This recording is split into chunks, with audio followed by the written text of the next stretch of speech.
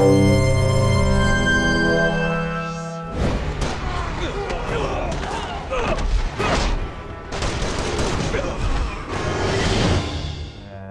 うですね。今回バイオハザード6に関して So this time around on RE6, one of the main focuses was Gothic horror. This concept of creating an element that really emphasized the light and dark contrast within the game. We wanted to play off those elements to really create an atmosphere of this kind of Gothic horror idea and always keep that in the forefront of our minds when designing the lighting for this game. So for example, even if you're inside of an extremely dark area, there's always going to be a little bit of ambient lighting, and it's always for the purpose of expressing that horror element.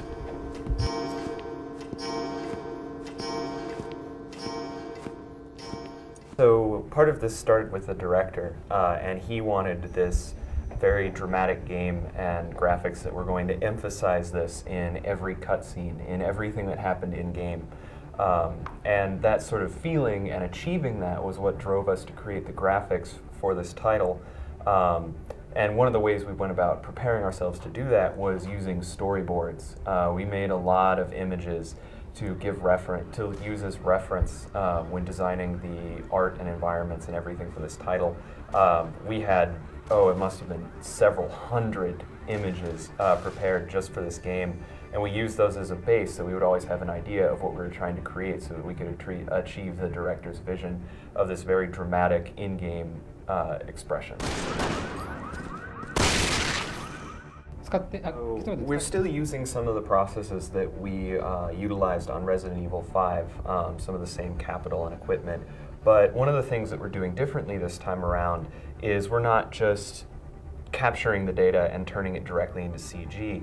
We're utilizing previs techniques far more extensively. Part of that is that when we prepare a cutscene, we actually start with an actual shoot, and we record live actors on a soundstage, and we take that footage and then we check to see if the quality is there, if the performance is there, if that's going to work as an in-game cutscene.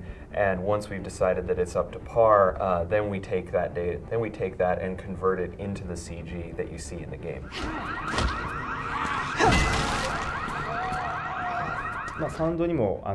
Throughout the game, depending on the situation, depending on what the story developments are, the graphics and the scenery are changing, things are altering, and so we wanted all of this to appear very natural in real time, and those are the sorts of things that kind of made an impact on the gameplay. Is these movements flowing into it, we wanted to make it look natural so that you had these very effective graphics, but it always looked exactly like it was meant to be there, like it was part of the gameplay, like it flowed in with everything else. So we ultimately wanted to make everything blend together and feel very natural, even if it was cutscene or gameplay.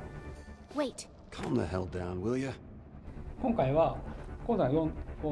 So on 6, there are a lot of unique aspects to every single campaign.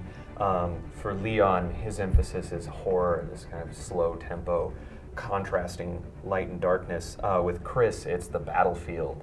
And with Jake, it's pursuit. He's being chased. And so these different aspects come into play. Horror, taking on your enemies, defeating them, feeling trapped. All of these things come into play throughout the title, and so there's a lot of varied gameplay, there's a lot of variety across the product, and so what we're really hoping is that fans will play the entire thing and get that full, broad experience and truly enjoy it. That's our cue to get the hell out of here. I couldn't agree more.